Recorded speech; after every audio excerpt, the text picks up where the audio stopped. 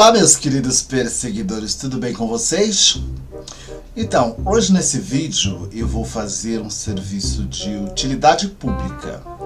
Eu vou falar do que foi a minha experiência trabalhando como recenseador do IBGE, o Instituto Brasileiro de Geografia e Estatística. Mas isso logo depois da vinheta, então roda a vinheta.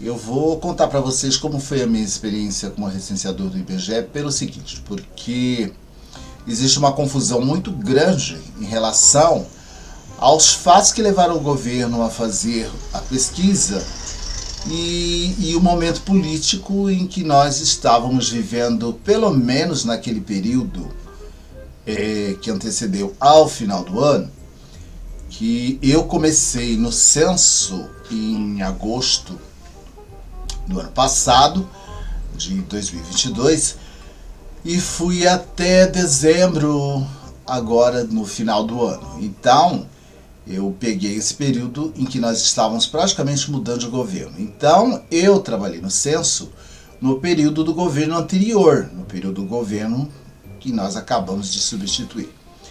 O que acaba acontecendo? As pessoas, elas criaram estereótipos, assim, elas criaram fantasias, fantasmas, elementos inexistentes em questões absurdas, onde muitos daqueles que não queriam participar do censo negavam a questão em função do momento político, porque eu ouvi pessoas dizerem que o censo seria o censo do Lula ou o censo do Bolsonaro. Não.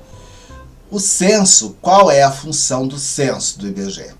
O IBGE ele desenvolve essa pesquisa a cada 10 anos. Por quê? Para saber exatamente qual é o volume de moradores de determinados municípios, para que ele possa designar as verbas federais para os municípios. Então, por exemplo, quando nós vamos fazer o recenseamento, nós queremos saber quantas pessoas tem na sua família, a condição econômica da família. Todos estão estudando? Quantos idosos tem na sua família? Qual é o grau de informação? Em que área você estudou? Você fez curso universitário? Se você fez, em que universidade? Através de que sistema? Como? Entendeu? Se você trabalha, qual a sua área de atividade? Em que profissão? Sabe? Enfim, para saber qual é a real necessidade de toda a população. Quando pergunta quantos filhos a senhora tem, quantos vivos, enfim, quem mora com a família, quantas pessoas moram nessa residência, quantas residências existem neste endereço, tá certo? Então todas essas perguntas é para o governo poder avaliar a quantidade financeira, para falar o português mais claro, quanto de dinheiro ele vai ter que desprender para aquele município para que sejam feitas as melhorias no saneamento básico, para que sejam feitas as melhorias na área da educação, para que tenham melhor atendimento nos postos de saúde que abrigam idosos, crianças e etc., todas as pessoas que procuram pelo serviço de saúde. Então, quando este dinheiro está lá no governo federal e ele precisa passar por essa distribuição, essas informações vão fazer com que essa distribuição seja mais correta, mais digna, onde há realmente maior necessidade de investimento. Isto é o censo. E quando eu me deparei com o censo, o ano passado, nesse momento político, onde metade da população pensava de uma forma e a outra metade pensava de outra forma, eu encontrei as coisas mais absurdas que vocês podem imaginar. Eu encontrei pessoas que estavam ainda vivendo um momento de pandemia, as pessoas estavam todas neurotizadas, digamos assim, as pessoas estavam amedrontadas. Eu reconheço que muitos tiveram perdas significativas, perderam entes queridos e tudo mais. E eu também havia perdido minha mãe exatamente no dia em que eu fui fazer a prova final do IBGE para poder finalizar o meu treinamento. Minha mãe faleceu. Então, como eu sou uma pessoa dotada de empatia, eu coloquei isso como prioridade no trabalho que eu pretendia desenvolver junto à pesquisa. Porém, houveram situações assim bastante complicadas porque algumas pessoas, que eu vou citar até alguns casos que foram os mais peculiares, houveram casos onde eu encontrei pessoas graduadas que não sabiam nem da existência e nem das funções do IBGE. Aquilo me admirou muito porque eu tenho ensino médio, eu aprendi sobre todas essas instituições lá na minha quinta série, na sexta série, e aquilo me deixou surpreso. Como pessoas graduadas não sabem o que significa a sigla IBGE e desconhecem as funções da instituição. Esse foi um ponto. Um outro ponto foi quando eu me apresentei com o colete uniformizado, trajado, com o meu QR Code, que nós temos assim, toda aquela parte, o crachá que identifica, né, com o QR Code, que vai confirmar que aquela é a sua identidade, que você realmente é uma pessoa que trabalha para a instituição. E quando havia esse tipo de dúvida, eu me disponibilizava e dizia para o morador: olha, o senhor pode vir e consultar aqui no meu QR Code para o senhor saber que eu trabalho sim para o IBGE, que eu sou sim recenseador do IBGE e não sou aquele elemento que surgiu lá na zona sul de São Paulo, se passando por um recenseador e que entrou em determinada casa e promoveu um assalto. Eu não sou aquele que promoveu o assédio sexual. Então, qual o problema da população? A população, ela generaliza. Então, a partir do momento que você diz assim: olha, existe um policial corrupto, vamos nos proteger dos policiais. Existe o golpe do recenseador do IBGE, todos os recenseadores do IBGE são criminosos e perigosos. Então, a gente tinha que, antes de tudo, quebrar essa resistência da população e fazer com que as pessoas entendessem que são casos isolados. Então, houveram momentos em que eu me sentia acuado. Isso quando o morador não solta o cachorro, quando o morador não evita te atender. Isso quando o morador não se nega a responder as perguntas. Isso quando o morador se encontra diante da residência, como aconteceu. Uma moça estava sentada no portão tomando sol. Eu ia entrevistar a mãe e perguntei: olá, senhorita, a senhora fulana de tal está? Não, ela não está e eu não vou responder ao censo. Aí eu abri o questionamento e já comecei a perguntar para ela: quantas pessoas moram no domicílio? Ela: eu não vou responder. Quantas você... E eu comecei a fazer o questionário até que ela percebeu que eu ia dar continuidade naquilo. Ela me disse: eu não quero. Eu falei: pois bem, se a senhora não quer, eu serei obrigada a dizer que este endereço se nega a responder as questões. A multa é de R$12.000. Eu posso ir embora? Não, volta aqui. Então a gente tinha que usar determinadas estratégias para poder convencer a população de uma coisa que é extremamente necessária para a própria população. Mas o que houve também? Houve toda aquela confusão de que a verba que havia para que acontecesse o censo 2022, ela foi utilizada em outros setores e o IBGE já começou perdendo. Por quê? Porque o valor que era pago aos licenciadores era um valor muito abaixo daquilo que era esperado. Então, eu mesmo, como eu estava necessitado de trabalho, como eu continuo, porque todos nós precisamos, eu fui por quê? Primeiro porque eu precisava estar numa situação em que eu pudesse mudar minha linha de pensamento e sair daquele transtorno, daquele sofrimento de ter perdido justamente a minha mãe. Eu precisava voltar a ter contato com as pessoas por conta da pandemia, porque a gente já tinha ficado também tanto tempo recluso Então eu achei que aquele momento era o momento ideal de eu sair, fazer as entrevistas e, enfim, sair daquela situação que eu me encontrava. Foi onde, no momento em que eu fui escolher o setor onde eu deveria trabalhar, eu olhei e disse: que setor é esse daqui? Era exatamente o setor onde eu moro. Então eu pensei, bom, para eu me locomover, pegar a condução, ter que atravessar a cidade ou ter que ir para um outro bairro, eu prefiro trabalhar no setor onde eu moro. Porém, a maioria das pessoas que fizeram o treinamento dentro do IBGE, que estavam lá comigo nesse treinamento, elas diziam assim: eu não vou trabalhar na minha vizinhança. Eu não quero trabalhar perto da minha casa.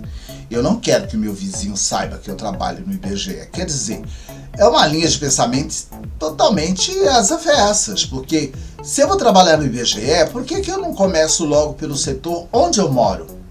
Então foi com esse pensamento que eu observei e disse: eu vou trabalhar dentro do setor em que eu moro, porque eu vou economizar tempo, eu vou conhecer a maioria das pessoas as quais eu vou entrevistar, e eu vou ter toda essa facilidade de poder já estar dentro do setor, remarcar as visitas e poder dar andamento na pesquisa. Então, quando eu comecei a fazer o setor, eu já comecei pela rua em que eu moro. Ao contrário do que parecia, o que parecia ser um facilitador dificultou. Por quê? Porque esse contato pessoal que a gente tem com as pessoas do dia a dia dificulta, porque a pessoa te conhece e ela acha que você não é a pessoa ideal para estar lá perguntando sobre a vida dela. Eu vou contar para o meu vizinho qual é que é a minha faixa de ganho, eu vou contar para o meu vizinho o que se passa na minha vida. Isso é uma coisa que interessa ao governo. Mas as pessoas se esquecem que existe dentro de todo treinamento uma questão ética. Eu não era o vizinho daquelas pessoas naquele momento. Naquele momento, eu era o recenseador do IBGE. Então, pouco me importa a vida pessoal daquelas pessoas, como elas vivem, como é o interior da casa, o que elas fazem ou deixam de fazer, porque existe uma questão ética. Tanto é que até hoje eu nunca comentei nada do que aconteceu durante o censo, eu não falo sobre as entrevistas, eu não falo sobre as observações pessoais minhas que eu fiz em relação aos moradores da região, e eu tento tecer só os comentários positivos pertinentes a essas pessoas, porque não cabe a qualquer pessoa que trabalha para o governo expor a vida de outras pessoas ou fazer comentários que sejam desfavoráveis à intimidade das pessoas. Eu era assim visto nos bares e as pessoas me ofereciam bebida e eu dizia: eu não posso beber, eu estou vestido com o colete do IBGE, eu não sou o seu vizinho, eu sou o recenseador do IBGE.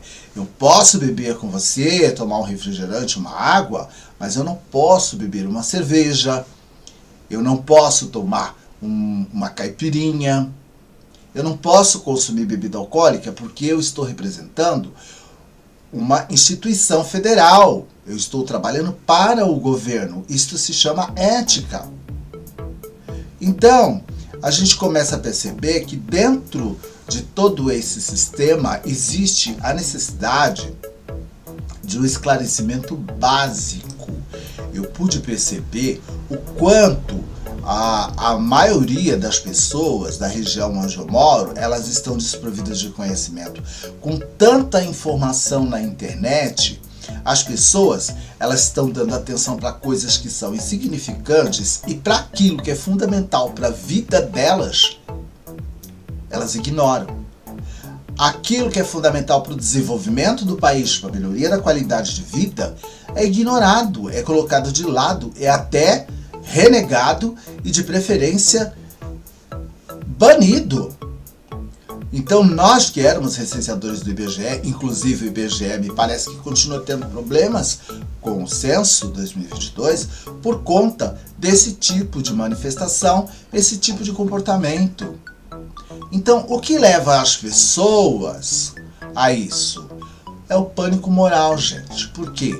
Na época se dizia que a vacina não funcionava, na época se dizia que ia entrar o comunismo no Brasil, na época se dizia uma série de tantas coisas, informações desencontradas, uma série de falsidades, digamos assim, que dificultou muito o trabalho dos licenciadores. Eu tive situações em que eu tive que abandonar os endereços por conta de ameaças. Eu tive que simplesmente olhar e dizer, eu não tenho condições de entrevistar essa pessoa porque eu corro o risco de ser agredido.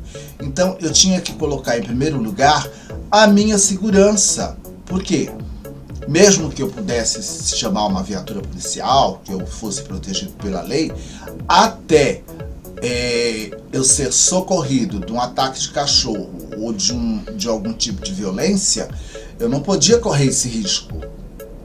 Então agora me parece que o IBGE criou um sistema onde eles vão fazer essas entrevistas e poder finalizar o que tinha um prazo, me parece que de 1 mês, no máximo de 2 meses, se prolongou até agora por conta do quê?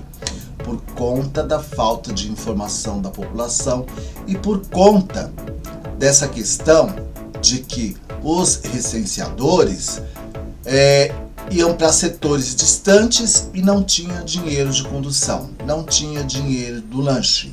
Em muitos casos porque eles não tiveram a oportunidade de, como eu, escolher setores para trabalhar. Tanto é que os setores que eu trabalhei foram nos arredores da minha casa e eu pude ter o privilégio de almoçar em casa, eu pude ter o privilégio de tomar um café da tarde, eu pude ter o privilégio de conhecer vizinhos que eu conhecia só de vista. E eu conheci pessoas maravilhosas, eu pude ter o privilégio de mostrar para os meus vizinhos que eu não sou, de repente, aquela pessoa que eu não represento. Aquela primeira impressão que eles têm da gente, porque todos nós acabamos tirando conclusões precipitadas em relação às outras pessoas, e mostrar para as pessoas que nós temos uma linha de pensamento. Mas o que mais me assustou realmente foi o fato do desconhecimento coletivo, da falta de cultura básica, da falta de conhecimento básico, da falta do conhecimento da própria legislação, da ignorância constitucional que existe em grande parte da população. Então, eu acredito que o censo poderia detectar essa questão. Qual é o grau de entendimento da população em relação aos seus direitos e suas obrigações? O que a população sabe sobre o comportamento social, até onde o que você faz interfere na vida do seu vizinho, no direito do seu vizinho, qual é o seu real direito? Então eu percebo que falta sim esse entendimento de direitos e deveres. Por isso, a gente acaba concluindo que o país ainda tem um caminho muito longo a percorrer e que todas essas ações que hoje são normatizadas, esses pensamentos, essas reações fora de contexto, essa mudança que se tenta colocar em um sistema justo, porque nós temos uma Constituição, é em função da ignorância, em função do desconhecimento, em função da falta do estudo básico, do conhecimento básico do que é direito e dever, e infelizmente da manipulação, do interesse de alguns em se favorecer diante de seja lá o que for. Houve casos de uma senhora que me disse que não morava em lugar nenhum e tinha 13 endereços. Segundo ela era doutorada, não sei em que área, e eu disse para ela: senhora, não é essa a questão. Eu quero saber onde a senhora mora. A senhora tem uma casa em São Paulo, uma casa em Belo Horizonte, uma casa na Bahia. Qual desses endereços vai ser o seu endereço? E os outros endereços, quais deles serão os endereços eventuais? Eu levei 2 horas para fazer com que uma senhora que se diz pós-graduada e doutorada entendesse que ela pode ter 10 endereços diferentes, porém, um tem que ser o endereço onde ela reside. O restante, ela pode fazer desses endereços de uso ocasional ou de uso eventual, que isso é aceito dentro do censo. Mas a população cria resistências e essa pessoa em especial criou uma resistência enorme.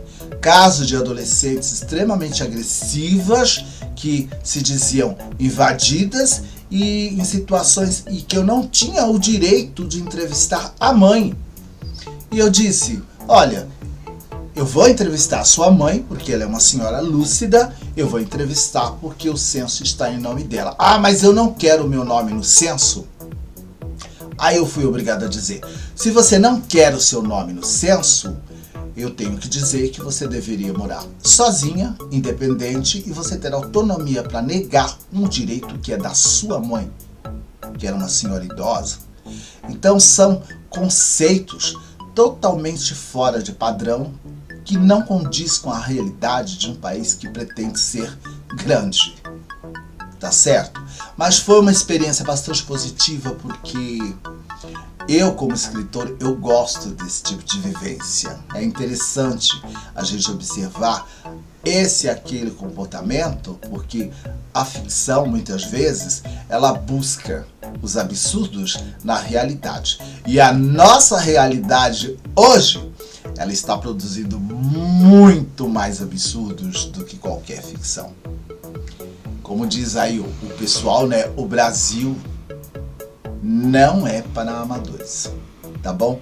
Eu fico por aqui, um beijo, espero que vocês tenham gostado. Eu só peço a vocês que numa próxima oportunidade entendam realmente qual é a função do censo do IBGE, para que as coisas possam acontecer de uma maneira mais amena, mais civilizada, menos tumultuada e mais rápida, para que a gente possa alcançar mais resultados e para que a gente possa realmente mudar o país aonde ele precisa, principalmente na questão educacional, que está muito defasada, e principalmente neste ponto em que o cidadão desconhece os seus deveres e não sabe lutar pelos seus direitos.